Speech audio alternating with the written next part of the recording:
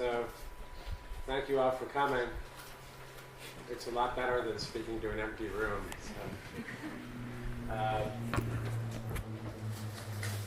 So I'll be sort of diving deep with you now. So there are seatbelts on your seats. That's what it is. We're going to go pretty deep, pretty fast. And I'm going to try to just take you through it in what can be done in 4 evenings. And this will be a program, sort of like a model for training in compassion and awareness that we've been calling sustainable compassion training. It's also called innate compassion training. And Dan, do you know if the handouts have come? They haven't. Lakshmi has them. So Lakshmi is stuck in traffic. Okay. She's trying to get here. So then we'll have to get there. Yeah. Okay. So she's physically stuck in traffic, and all the rest of us are mentally stuck in traffic.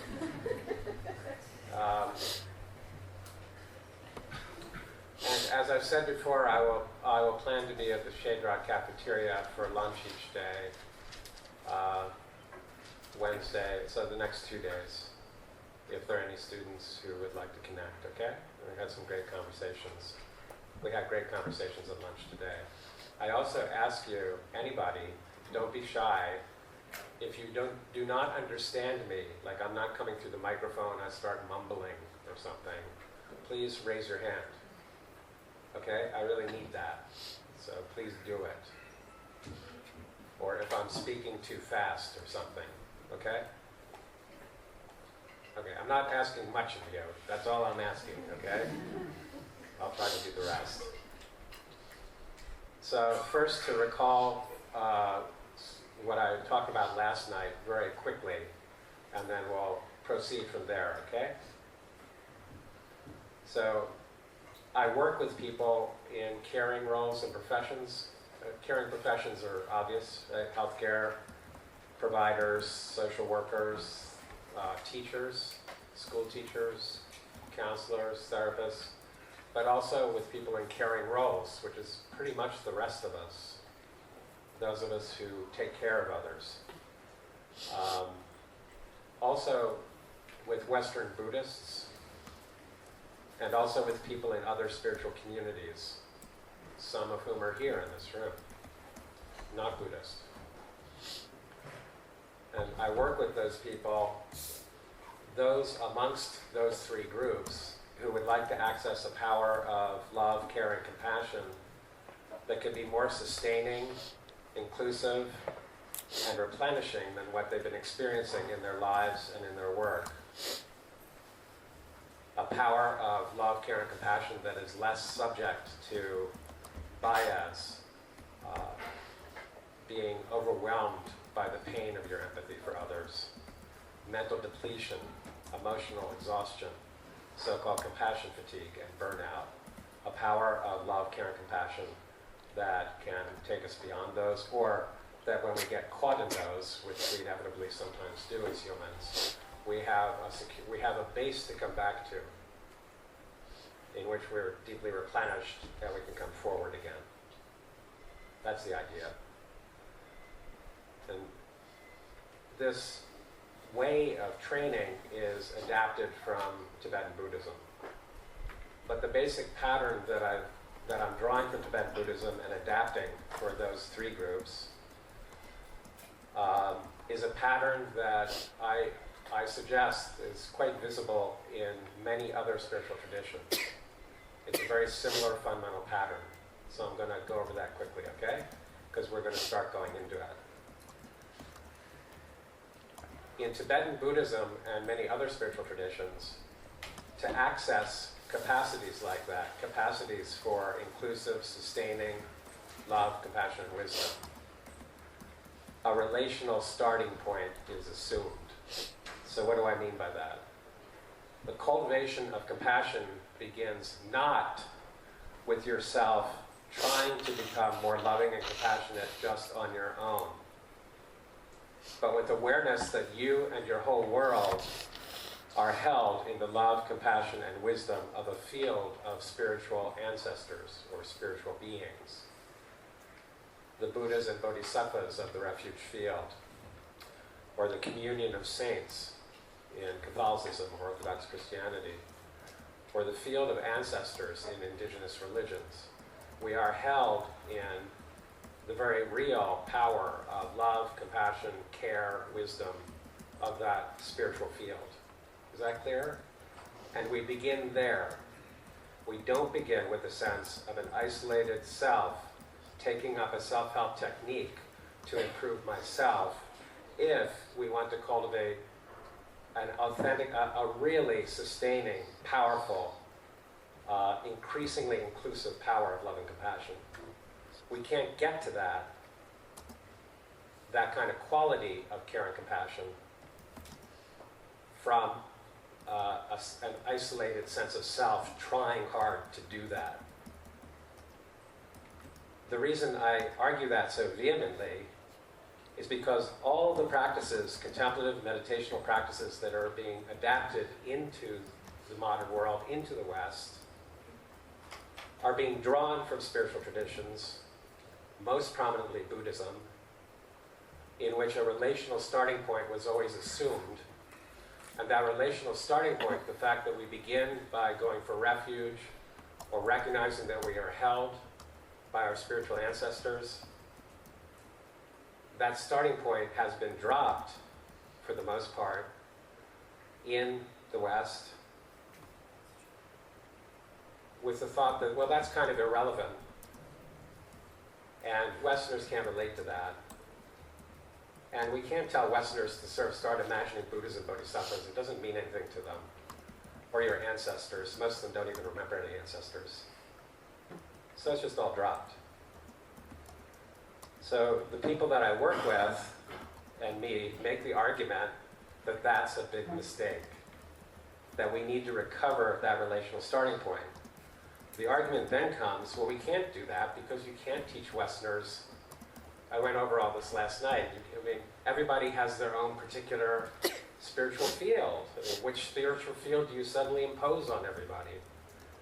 So it'll start to come clear that the model of training that we adapted from Tibetan Buddhism on the pattern that's shared with these other spiritual traditions, the basic pattern of practice, the content of it can be filled in by the individual's own worldview.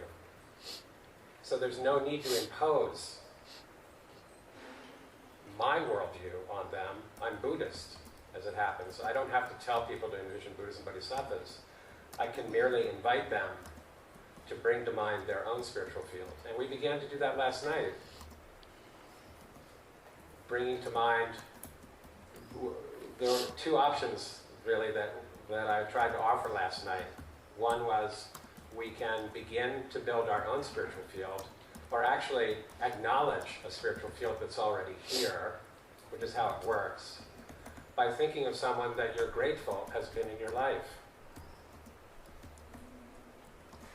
And that can become your spiritual field. Well, suppose you're a devout Buddhist. Well, then you might think of the Buddha, or you might think of your teacher, or your spiritual community, or the whole field of lineage teachers. But that's beings that you're grateful to. So the basic procedure for discovering that you have a spiritual field that's holding you is pretty similar.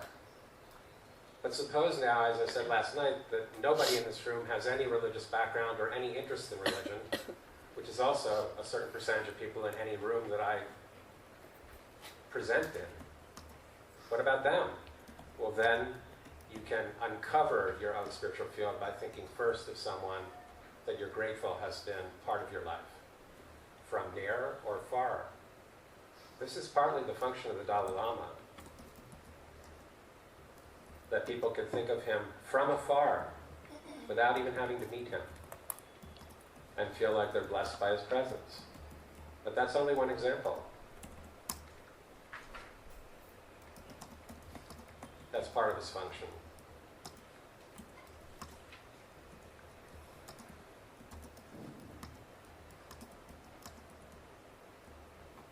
So the experience then, really, it's a recognition that we're already held by our spiritual field, which is holding us in our whole world. A recognition that we are held in the qualities that we are seeking. Qualities of love, compassion, wisdom, discernment, responsiveness, care, unconditionality. We're already held in those qualities. Now, to speak in a Buddhist way for a moment, that's part of what enlightenment means.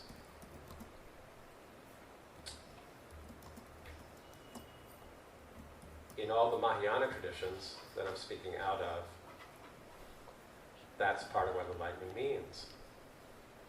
The fun part is my dissertation was on enlightenment when I was a graduate student. I was trying to figure out what enlightenment means. So I'm pretty convinced about what it means. And part of what it means is an actual realization of an unlimited capacity of love, compassion, and wisdom. And many of us may have had a little glimpse of that, a moment when a kind of underlying capacity of care and compassion broke out for a moment. And we could sense that it was extending beyond just my family or my dear ones. Even for just a moment, a glimpse of that. Now just imagine that that's taken to the limit, which is infinite. Well, that's enlightenment. So that means that the path we're on, speaking as a Buddhist for a moment, to be on this path, to aim to be enlightened, should at least first involve the recognition that we're already held in the care, compassion, and protection of all those who have been enlightened before us. It's just a matter of noticing what enlightenment means. We're already held in it. And that's part of what going for refuge means. It's not just intellectual, and it's not merely a rote recitation of a prayer. I'm not implying that that's all it is for you, but for some of us it becomes that. It's an actual acknowledging that we're held in what we're seeking. And that being held in what we're seeking and the recognition of that is empowering us to access the same capacities in us. Indeed, our felt sense of those qualities, being held in those qualities, to whatever degree there's any felt sense for that, is actually already an accessing of those very capacities of love, compassion, and wisdom from the nature of our own mind. The acknowledgement that we're held is not just about external sources of refuge, it's already also about internal refuge. So that's speaking like a Buddhist for a moment. If you want me to speak like a Catholic, I can do that too.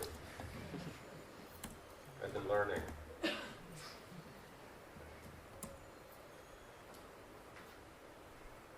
So the experience of being deeply seen and held in an all-encompassing field of love and wisdom provides an access point to the innate qualities of our own awareness.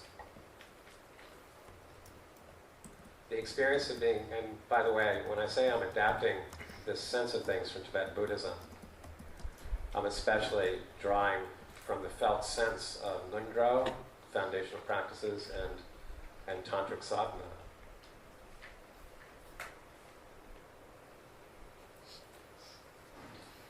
But there are some principles there that I think can be communicated in a broad way.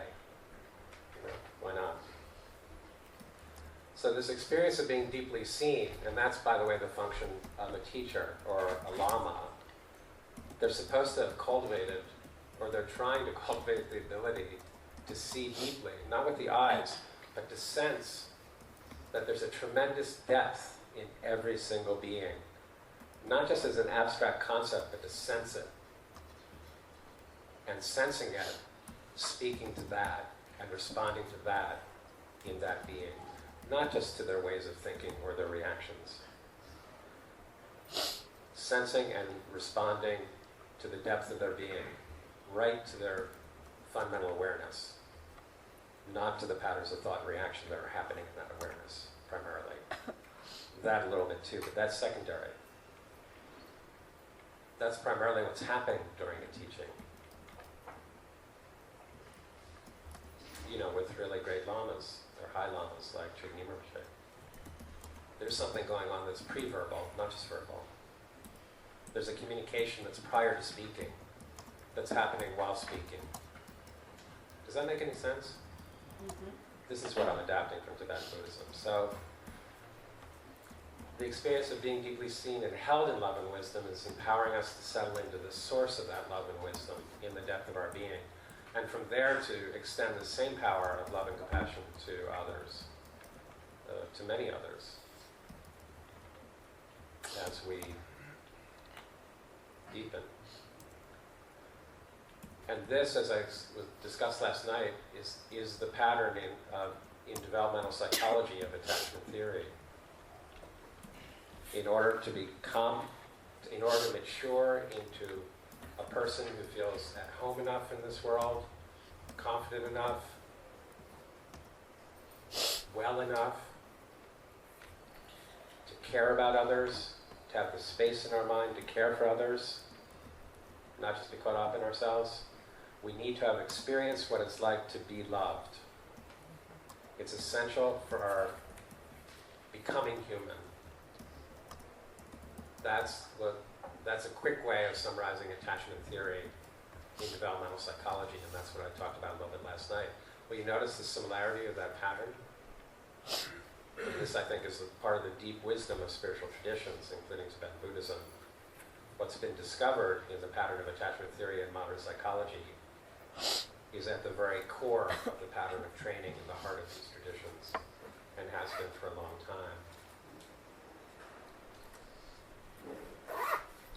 So, drawing on the language of social psychology or attachment theory, the practice of becoming receptive to the qualities that we're held in by our spiritual field, which is actually it's another way of saying becoming receptive to these capacities of love, compassion, and wisdom, innate and available in the nature of our mind, establishes a secure base. That's a term of developmental psychology. It establishes a secure base internally and a flow of loving energy from within that helps practitioners sense others in their dignity and worth. So why don't we hold off on, we don't need to hand those out yet, but we'll hand them out at the end so we're not distracted. But thanks so much, Lakshmi, for penetrating the traffic and getting to us. So such a practice of receptivity, empowering us to settle deeply into the source of those qualities, and from there to include others in those qualities. That fundamental pattern, receptive mode, deepening mode, extending mode, establishes a secure base and a flow of loving energy from within that helps practitioners sense others in their dignity and worth beyond reductive labels and superficial impressions, beyond in-group, out-group bias, and can help prevent empathic overwhelm, compassion fatigue, and burnout. This pattern is adapted into the three modes of sustainable compassion training. Receptive mode, finding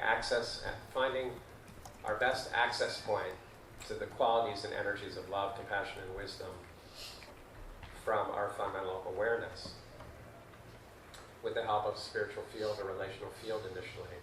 But there are other ways too. So receptive mode, receptivity. Then deepening mode is the second mode, which is deepening into the source of those qualities in our fundamental awareness, or even right into the nature of mind, if someone's that receptive. And then the third mode, we're calling extending mode, but I'm thinking of renaming it inclusive mode, which is including others in those qualities and energies and attitudes. So tonight we're going to focus on the receptive mode, and in the sessions the next few evenings we'll explore the other two modes, okay? Receptive mode, deepening mode, extending mode. What are the three modes?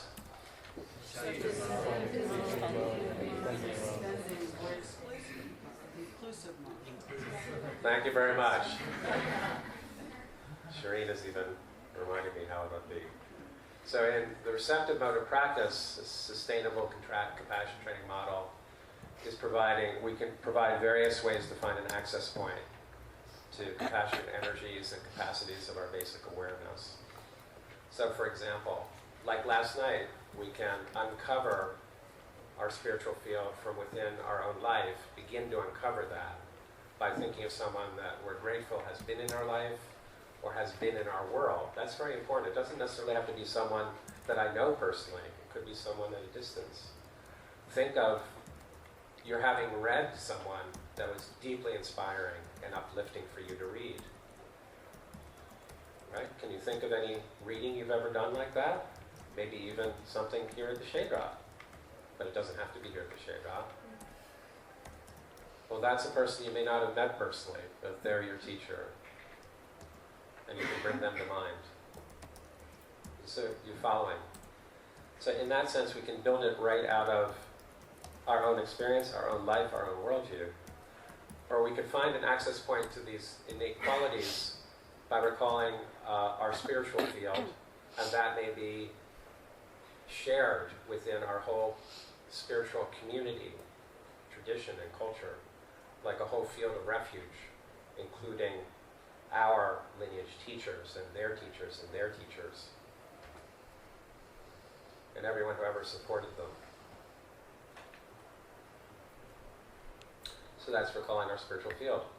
Or another way to, in the receptive mode, to access our innate qualities of love, care, compassion, and so forth, is to simply recall a caring moment with another being.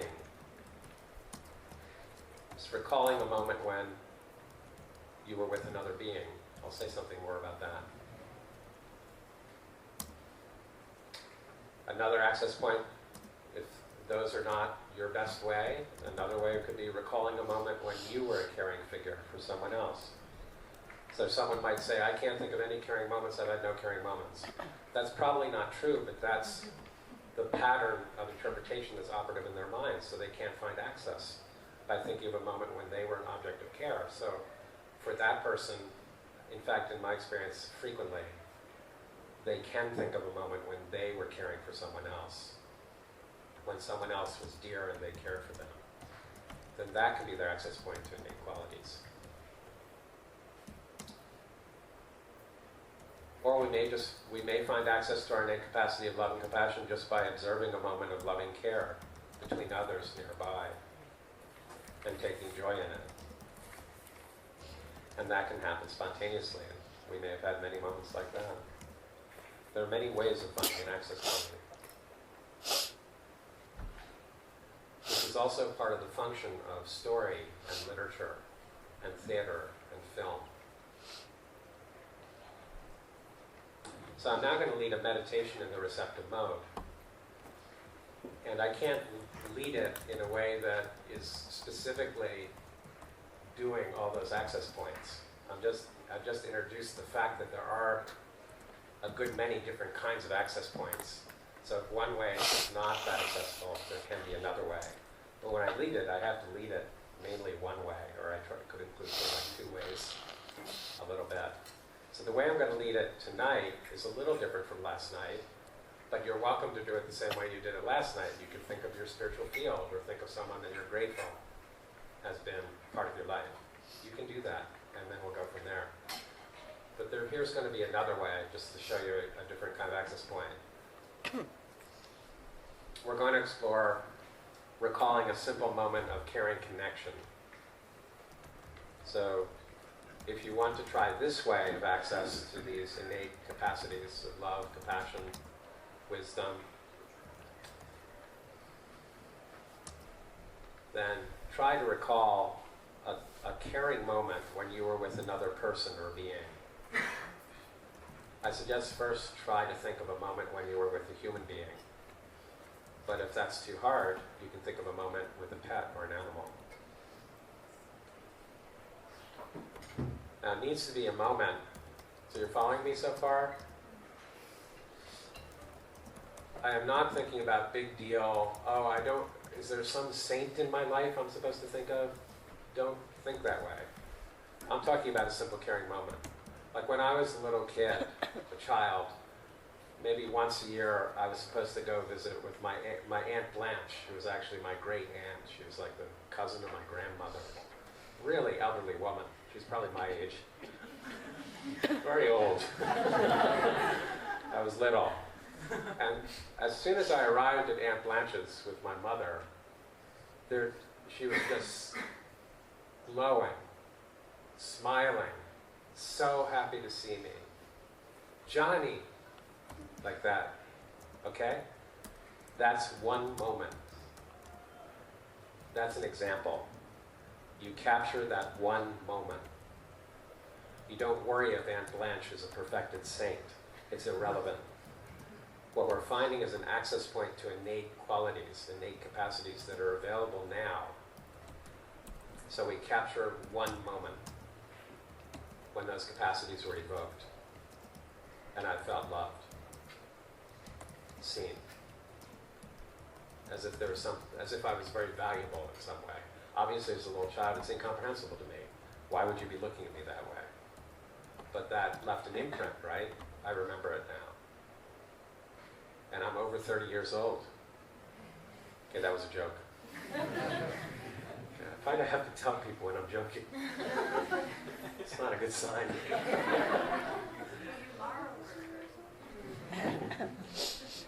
So, for example, just a moment, kind of analogous to that, but there can be different kinds of moments.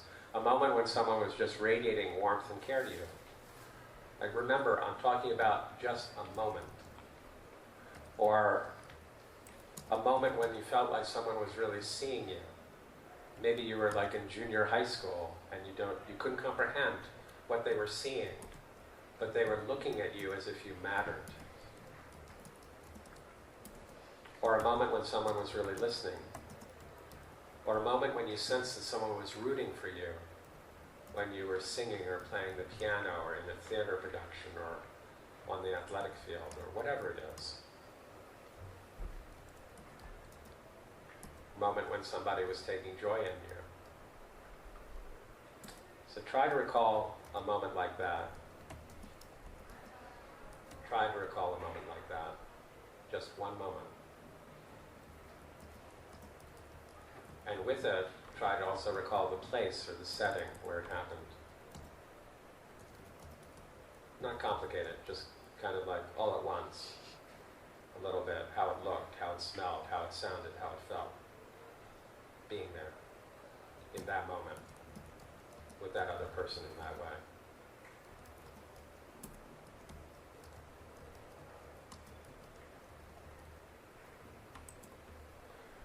If you cannot initially think about any moment like that, then take a little more time to go back through your memory to find even one such moment, however seemingly small. It's a moment, the sign of it is, it's a moment that makes you happy to recall or seems very meaningful to recall.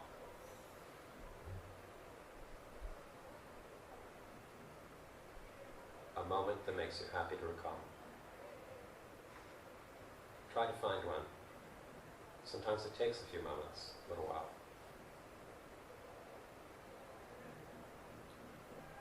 Don't look to me.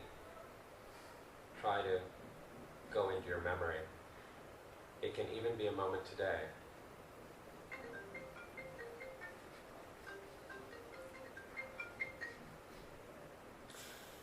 Like on my way here, I just noticed a young Nepali man sitting with some other young man, just gently stroking the dog. And then I sort of looked at the dog's face. And I was like, oh, real warmth. So happy for that dog. So it's just a moment. I have no idea if those Nepali young men were saints. It's irrelevant. It's a moment. So can you think of a moment? Or if it's too hard to do that with remembering with a person, but I think most of you can, if you try, then you can think of an animal or a pet. A loving moment with a pet or an animal. Or you can bring to mind your spiritual field, if that's familiar to you and very meaningful to you.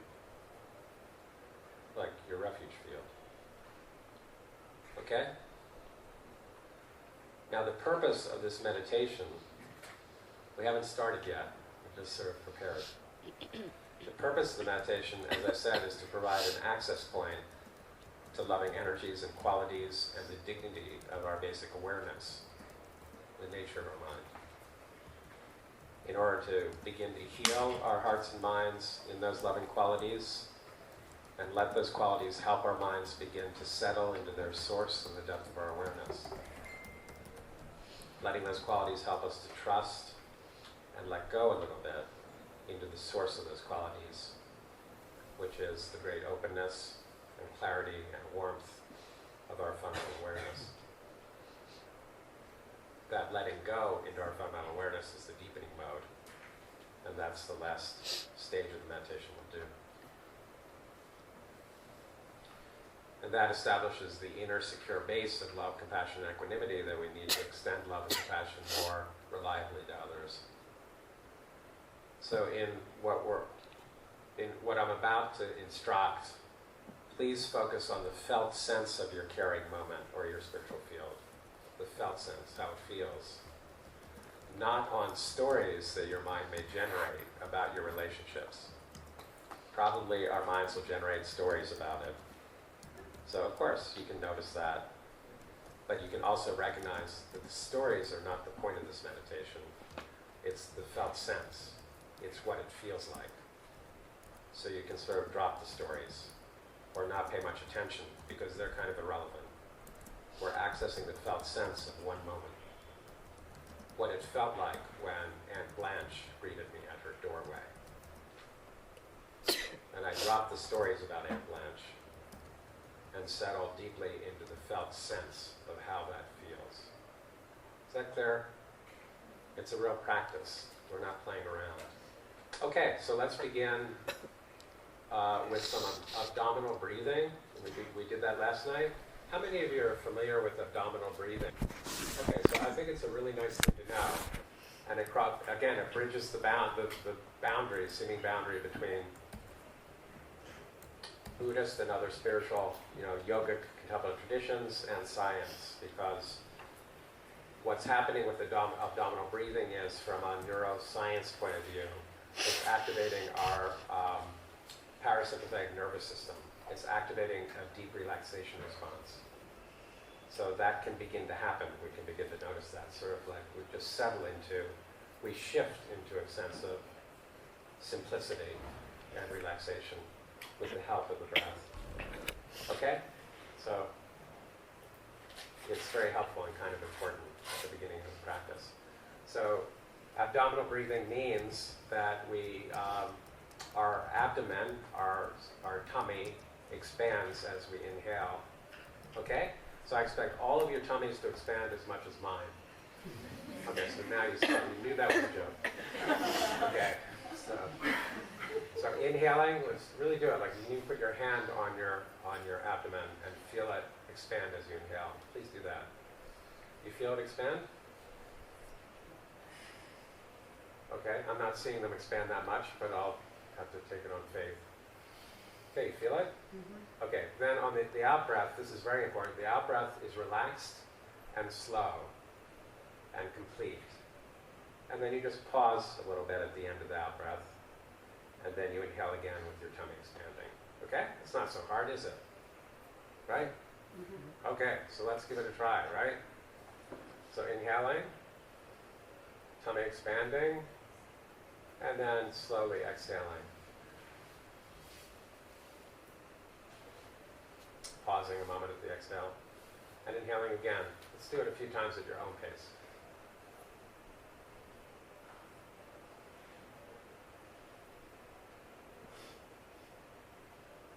So if you catch on to it, it feels very relaxing.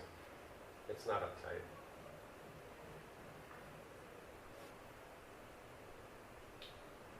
And now just continue to breathe from the abdomen, so it's expanding with the inhale, but let the breath just settle into its own natural rhythm. So you're breathing from the abdomen. Can you still feel your tummy expanding? Very good.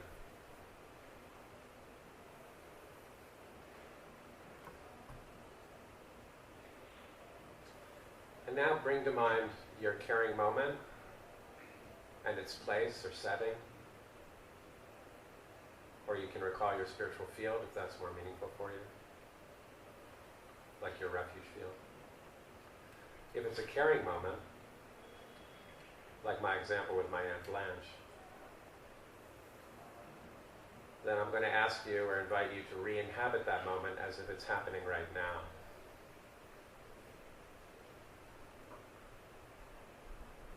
And you're there right now.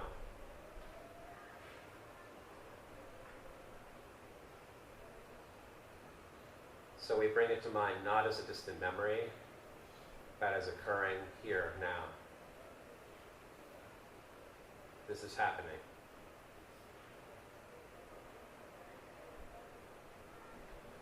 And imagine that this person is radiating warmth and care to you and seeing you in your deep worth beyond judgments, or taking joy in you or wishing you deeply well, however it is. And feel how it is. Relax into the felt sense of this caring moment, steeping in its loving energy and tender qualities, and letting them infuse your whole being. If you get distracted, then just let the power of that loving moment pull you back to it and re-inhabit it again.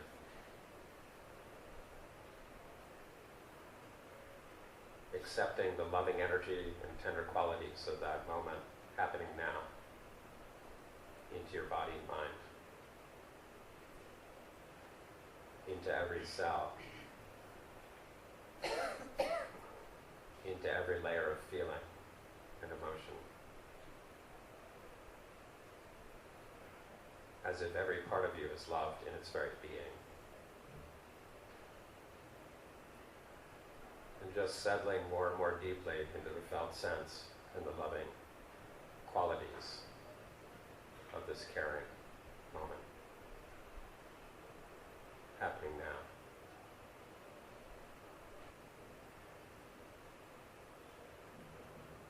And now just relax deeply into that felt sense of love and warmth and acceptance, or however it is for you. And let that help your mind to trust, settle deeply, relax, and just release all frameworks of mind. Letting the mind and heart just fall gently, completely open, like space. And let patterns of thought and feeling that arise just unwind or release within this utter openness of awareness. This space of warmth and acceptance. Just letting everything unwind or release within this space of absolute acceptance. Letting everything be.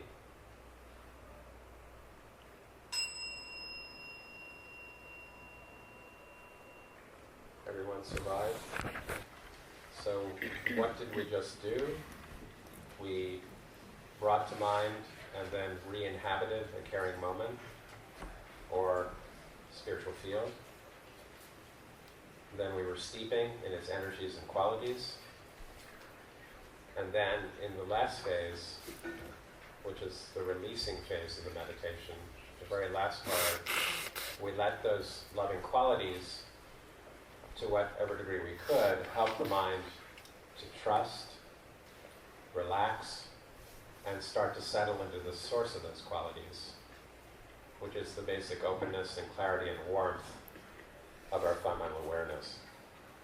So in that way, we're becoming more compassionately present to every part of ourselves, to all of our feelings.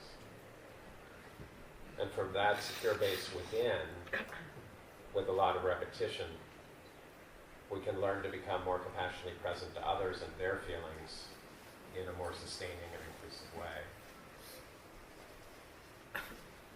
This will come up as a theme again probably tomorrow evening, but the key to being able to be present to others and their feelings in a sustainable way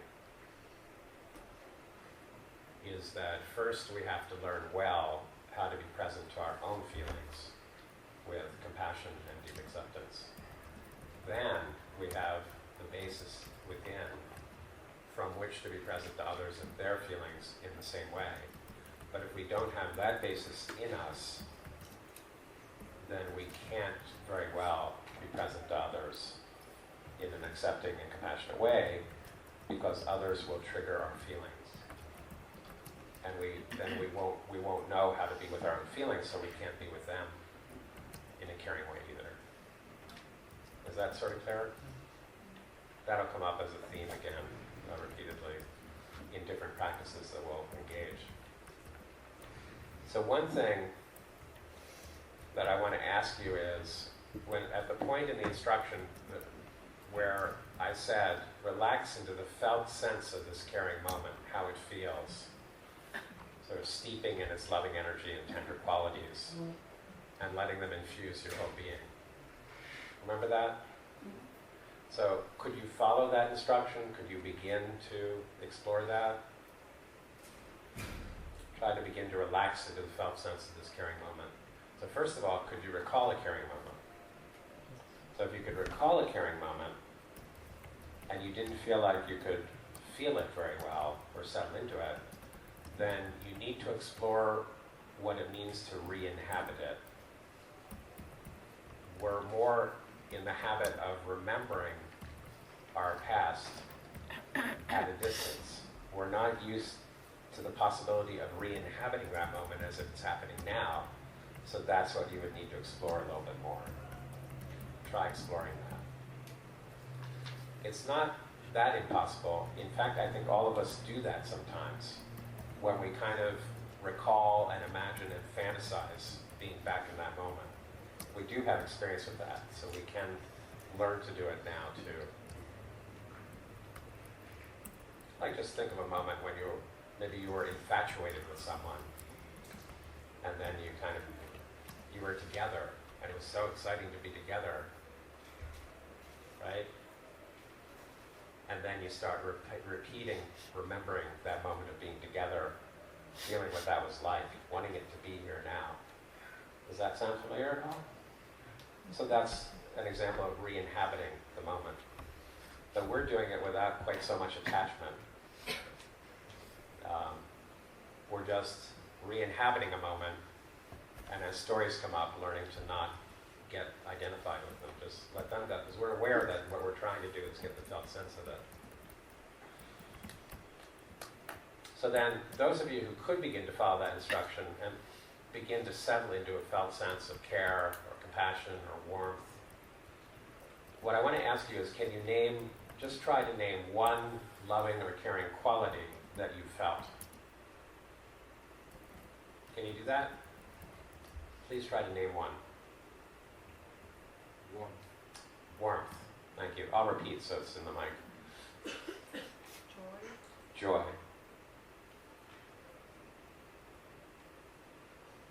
What else? Non-judgmental. Non-judgmental. Dissolution. Sorry? Dissolving in this feeling. Kind of dissolving into the feeling. Relief. Lost. Love. No, lost. Sorry? Lost. Lust? Lost. Being lost. Spell it. Erotic love. Erotic love. Okay, you need to think of a different caring moment. For just at the beginning. We can come back to that kind of moment. But now, a different caring moment. One that's just simpler. Doesn't evoke tons of attachment. You just find you're appreciating that someone saw you. And it's kind of like my Aunt Blanche. But we had lots of moments like that. Little moments. Then, Shireen? Fresh. Fresh. What else? Openness. Openness. Understanding and deep connection. Understanding and deep connection. What else? Acceptance. Acceptance. Being seen. What else? Sorry? Trust. Gratefulness in both directions. Gratefulness or gratitude in both directions. Anything else? Tenderness. Recognition. Generosity. Generosity. Recognition. Recognition. Feeling welcomed. Feeling welcomed. Okay? No need to say anything. No need to say anything. Yeah. We're saying things, but they're not actually capturing it. Probably for the people who keep caring, he or she's out of self-centeredness. Like out of He or she or they that are deeply caring or seem to be out of self-centeredness. But the main thing is our own felt sense, what we're feeling. Should I share some of the things that come up in other, like retreats, where I've led this? People have said acceptance. This is, so I say name one quality that you felt. Acceptance, warmth, tenderness, being seen, openness. It's interesting, isn't it?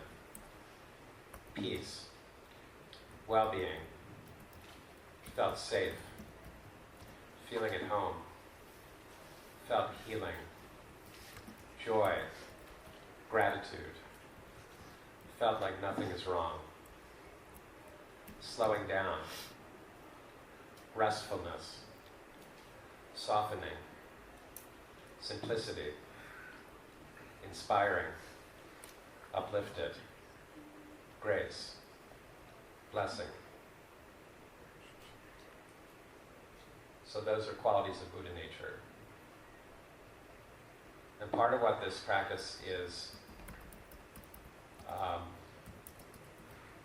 disclosing, part of what it's doing is showing how immediately we can access love, care, and compassion as qualities of our fundamental awareness, qualities of our basic nature that are always already available and ready to come out, but have been blocked or impeded or obstructed by the patternings of our minds and hearts. At the moment that those patternings of mind and heart are decisively interrupted by a moment of caring connection, and the other person in that moment of caring connection, as was mentioned, is embodying these kinds of qualities, and then resonating with our similar capacity and evoking those qualities from us, then that's a moment of pretty decisive interruption of the patterning of mind that has hidden those qualities. That pattern of mind is interrupted. The qualities are already here. That's how immediate they can be available, or are available, actually. That's how innate the qualities are. Okay, next question. Are you ready? Mm-hmm. Were there also difficult aspects of this meditation? Like some kind of reactions that prevented you from fully opening to it, not just loving qualities. Yes? Difficulties. Now I'm going to ask you, please name one such difficulty or reaction. And because our time is so short, there's no time for long explanations, sorry. So it's mainly just naming it, and for this it may be necessary to say a sentence or two if you need to. But try to name a difficulty or reaction that was coming up, so it's not just a free-flowing felt sense of love and compassion and acceptance, but other things are happening. Right? Can you just name some things, and then I'll repeat, so it needs to be pretty short. Yes?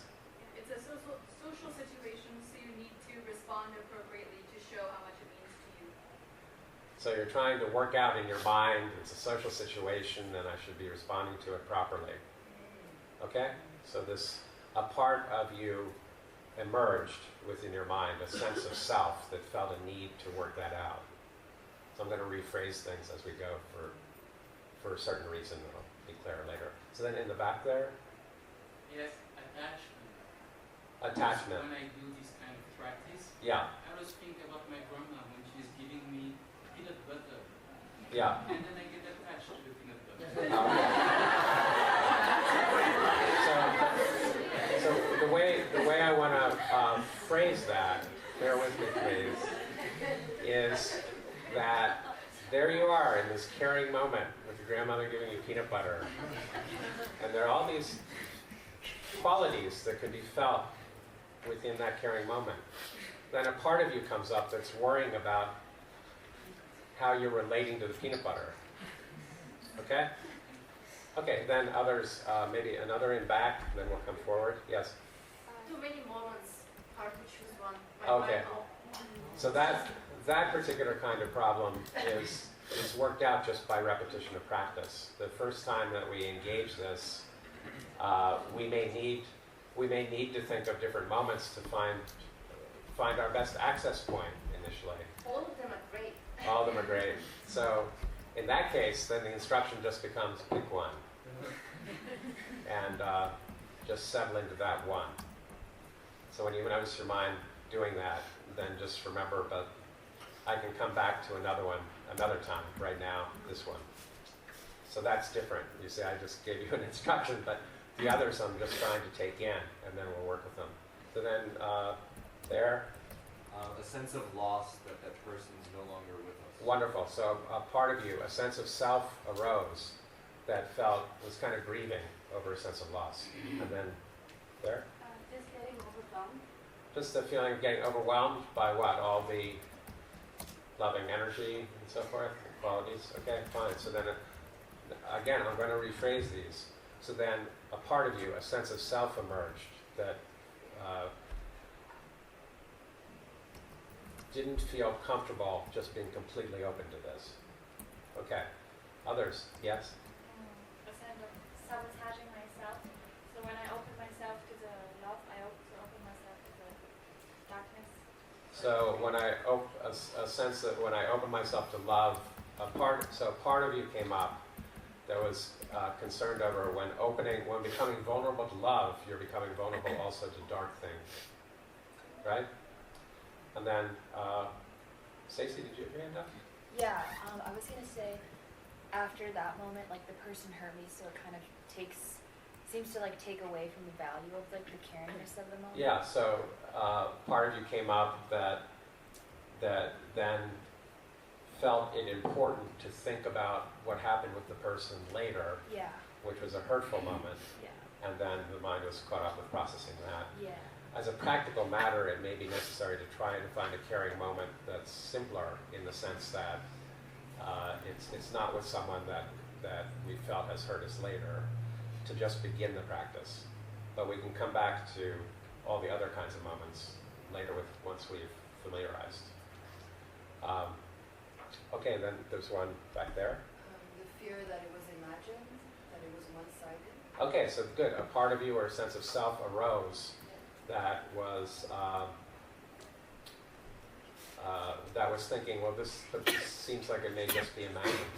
It's not real. But did you feel some of the qualities when you first connected? So there's a part of you that arose that's ignoring those qualities and saying that, no, but this may not be real. Even though the qualities are actually real, I mean, you have to admit.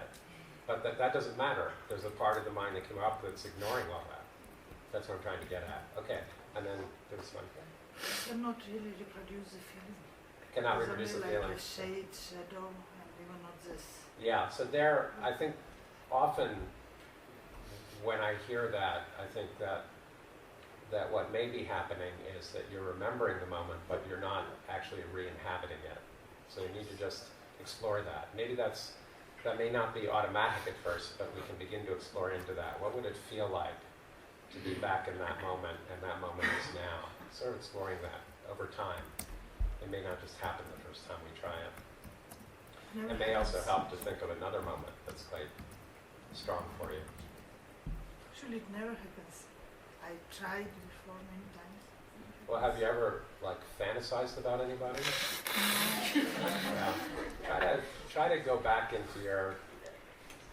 I accept that on one level, but try to go back through your memory and start thinking about times when you may have thought about other people, or a moment with a pet or an animal, and then you find yourself kind of really bringing it to mind and really feeling a little bit how it was and wanting it to be here again.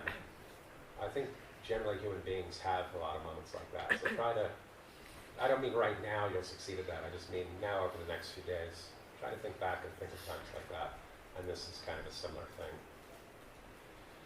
So that was really good, a good start. So that exemplifies enough for us to go on to the next thing. This receptive mode of practice, where we're bringing to mind, it could be a spiritual field, like a refuge field, it could be a caring moment with a human or an animal. I mean, all I need to do is think of my dog who passed away some years ago, and it's just right there. So anyhow, it's a loving dog. But the receptive mode is cultivating receptivity, or in another way to phrase it, vulnerability to energies and qualities of love and compassion and awareness that are available in our fundamental awareness. So we're cultivating vulnerability. Is that clear? Yeah. But, here's the big but, B-U-T. Parts of us have been concerned to protect us from vulnerability, for fear that we may be hurt. So the receptive mode practice will evoke parts of us that resist the practice, causing the mind to grasp to familiar senses of self that prevent vulnerability. For example, a manager kind of part of us. By part of us, I mean a sense of self with its patterns of thought and feeling. So a managing or manager kind of part of us may want to take control by thinking of other things, or by organizing the meditation differently, or deciding something else is more important that I have to process right now. Or a doubting part of us might come up, thinking of reasons not to trust any caring moment. Or having access to the caring moment won't allow that vulnerability, shuts it down. No, but I've also been hurt. Even though the instruction was simply to focus on one moment. Fine, but a part of us may come up that says, to heck with that. I don't trust this vulnerability, this receptivity. I'm shutting it down.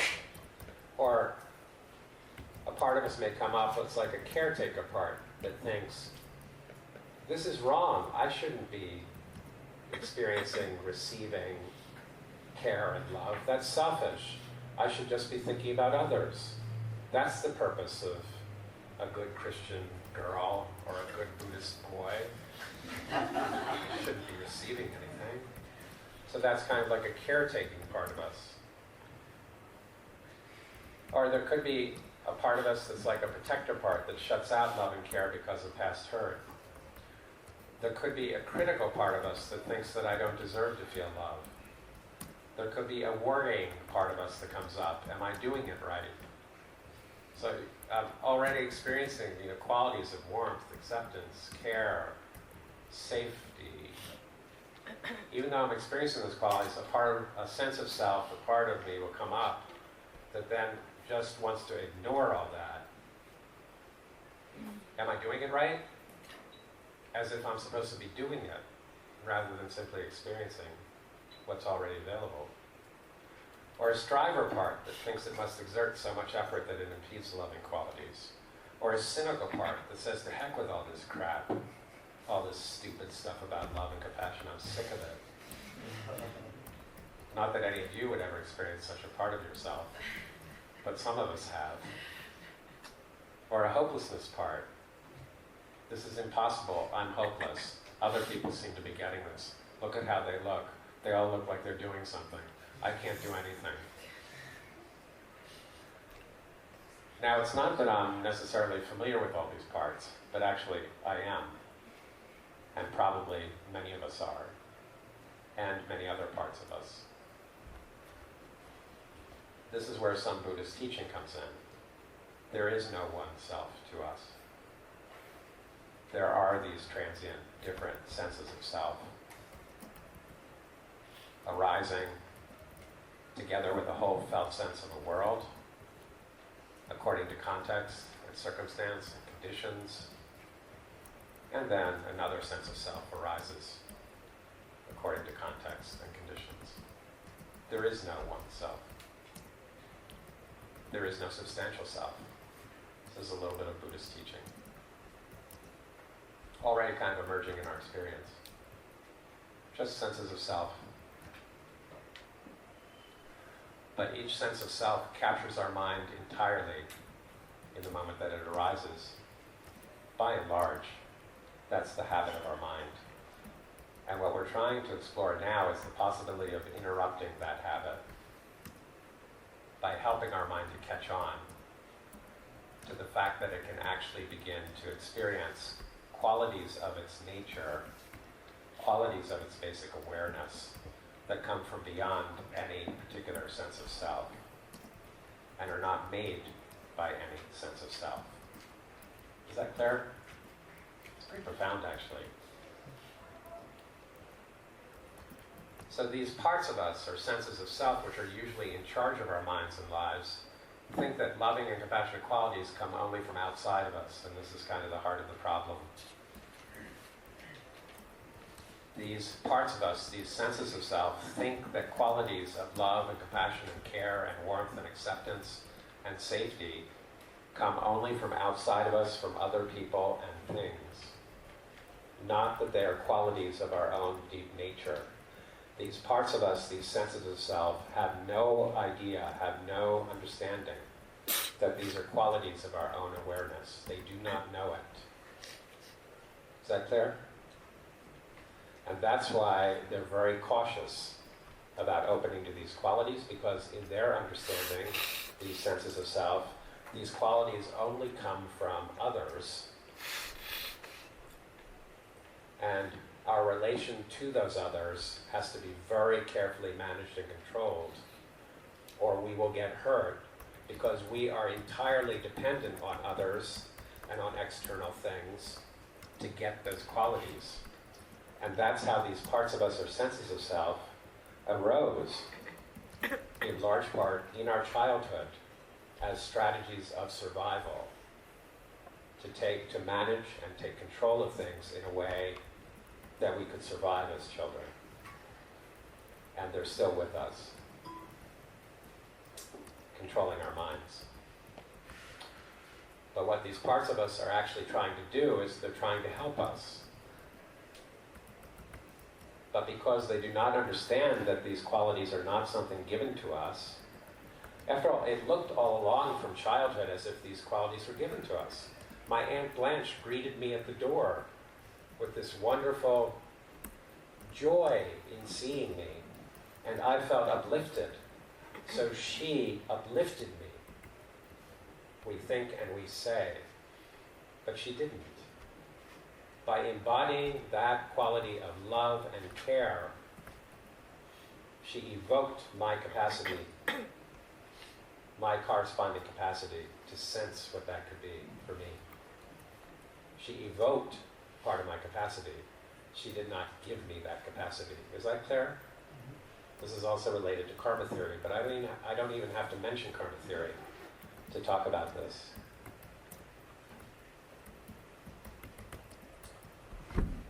So, these parts think that they're protecting us from being hurt by others by impeding our receptivity to the qualities themselves, which are qualities of our own awareness. I'll repeat that.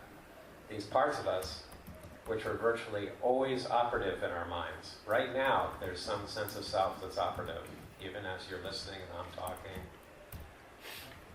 which out of habit for most of us our mind has completely identified with. That's me. I'm being a good student, or I'm being a clever teacher, or whatever the sense of self is at the moment. Our mind completely identified with it.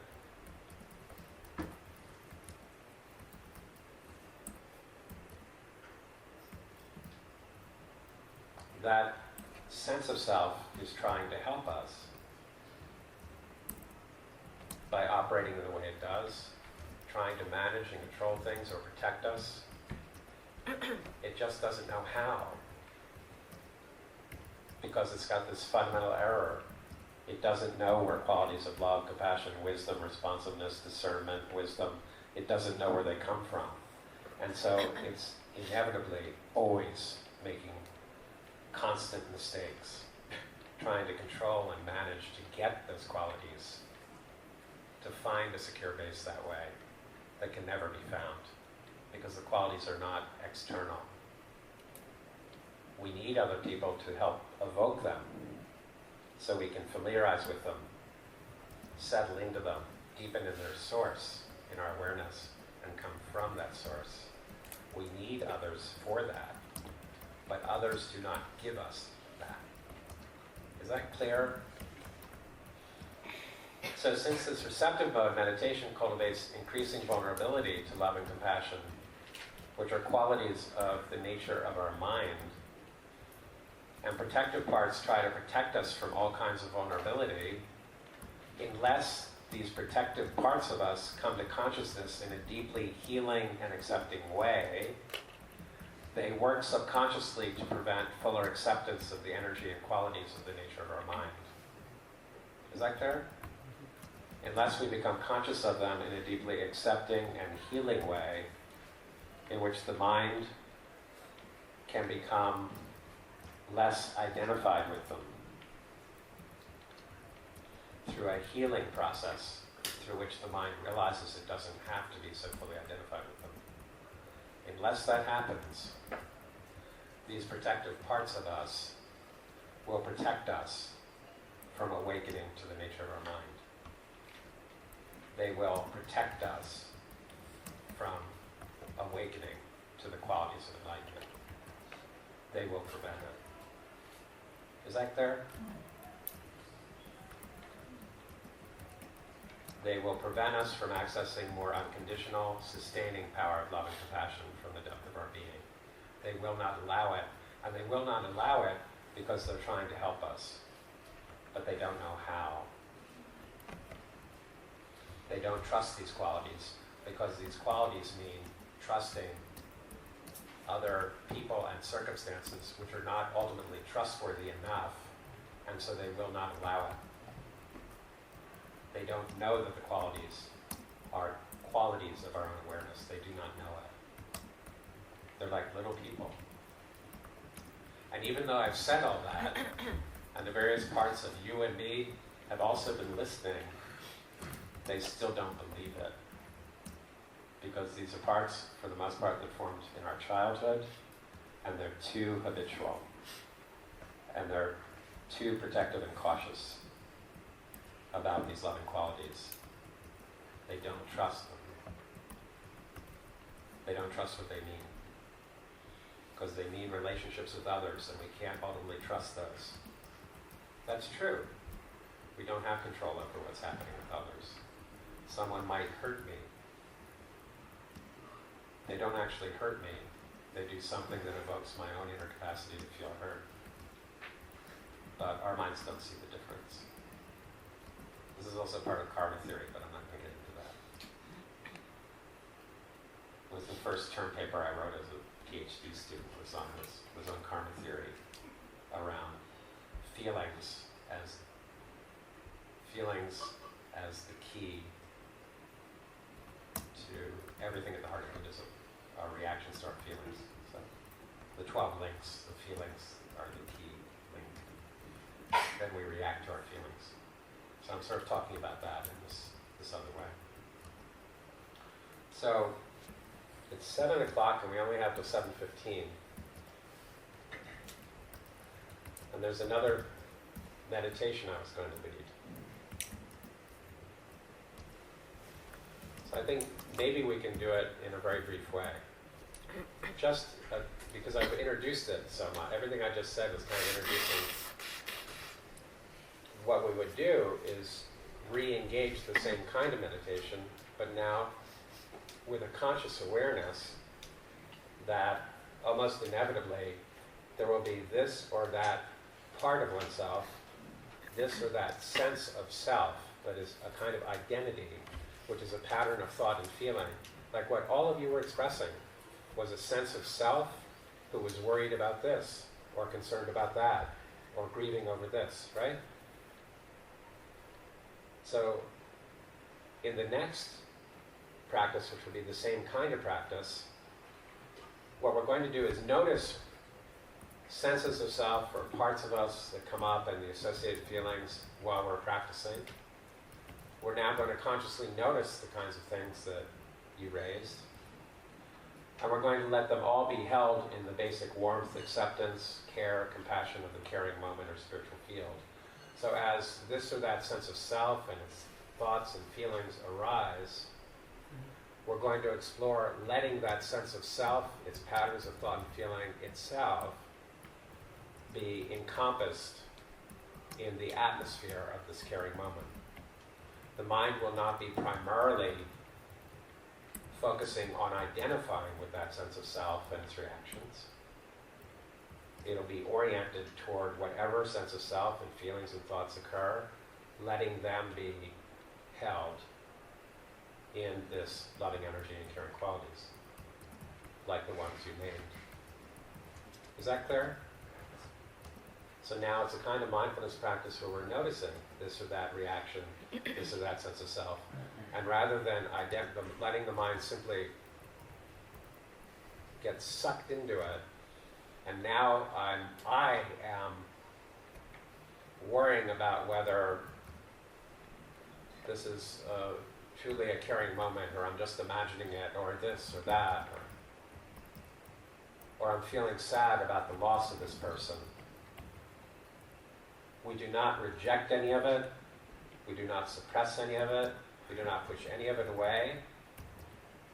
We just notice it and let it be encompassed in this same loving energy and warmth and openness of the caring moment. Is that clear? Even though it's clear, there will be parts of us who find it very troubling. However, let's give it a try. Okay, and then tomorrow evening we'll process a little more and move on. Okay? So, you need to, I need to stretch just in this way quickly. Maybe you can do that too if you need to. But whatever your way, best way is, just when you're sitting, my neck tightens up, so sort of do this.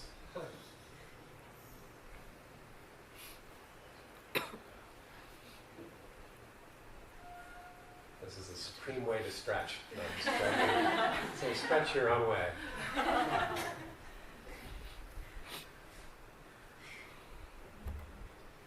Okay. So let's do a little bit of abdominal breathing. So the abdomen expands on the inhale.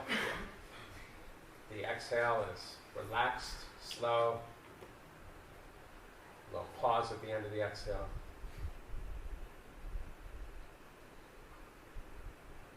Can you feel your tummy expand as you inhale?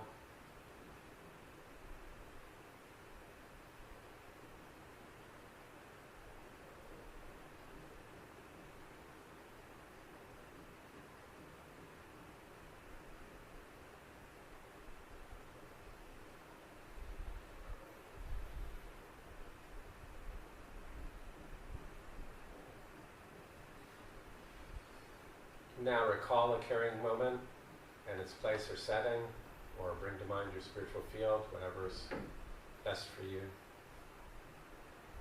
And if it's a caring moment, try to re-inhabit that moment as if it's happening now.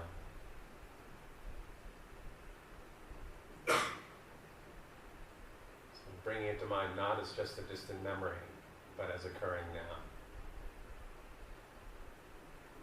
You're there now.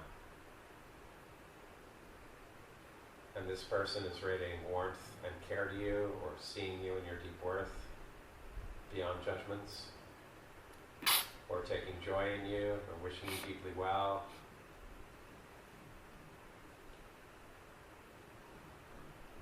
And you relax into the felt sense of this caring moment or spiritual field.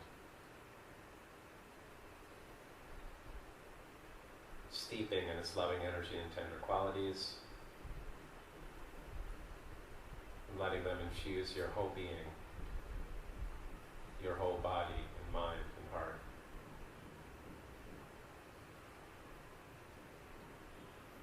As if every part of you were loved in its very being.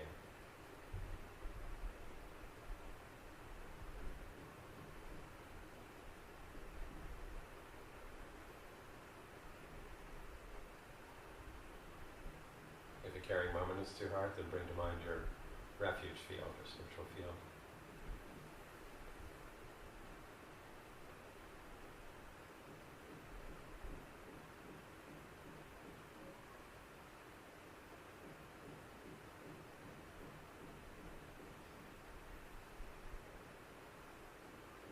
Just settling into the feeling of this.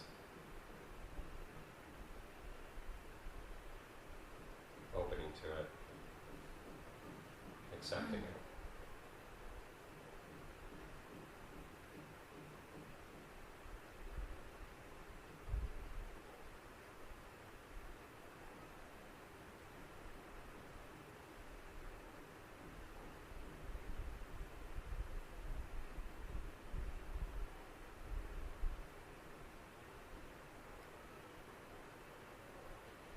If part of you is having difficulty with this practice, then without trying to change it in any way, just become aware of that part of you and what it's feeling in a deeply accepting way.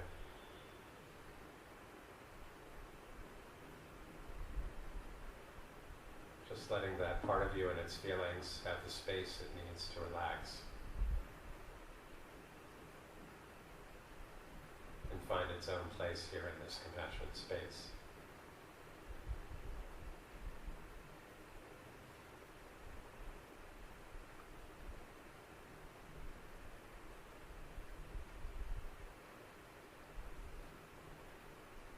Just aware of whatever sense of self is there in a deeply accepting way, letting it have the space it needs to settle in its own way.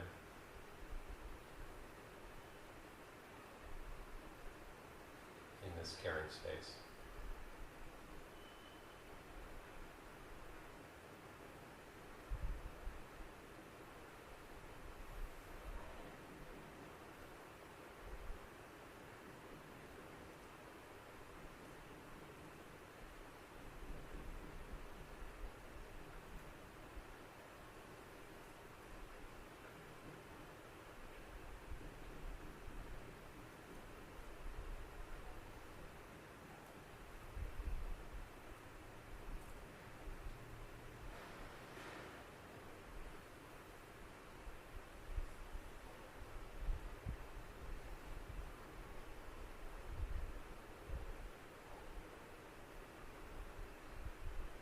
And now you can just settle deeply into this felt sense of warmth and acceptance, and let that help your heart and mind to trust and relax and release all frameworks of mind, and just fall gently, completely open like space.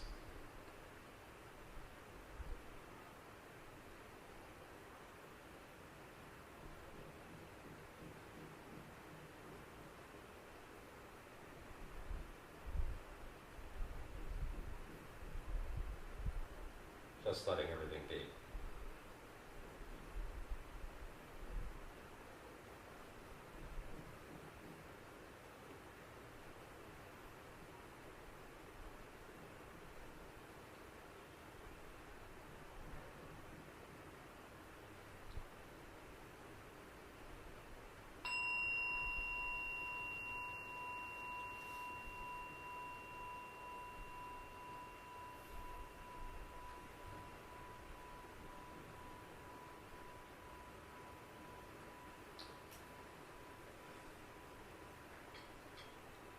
Okay.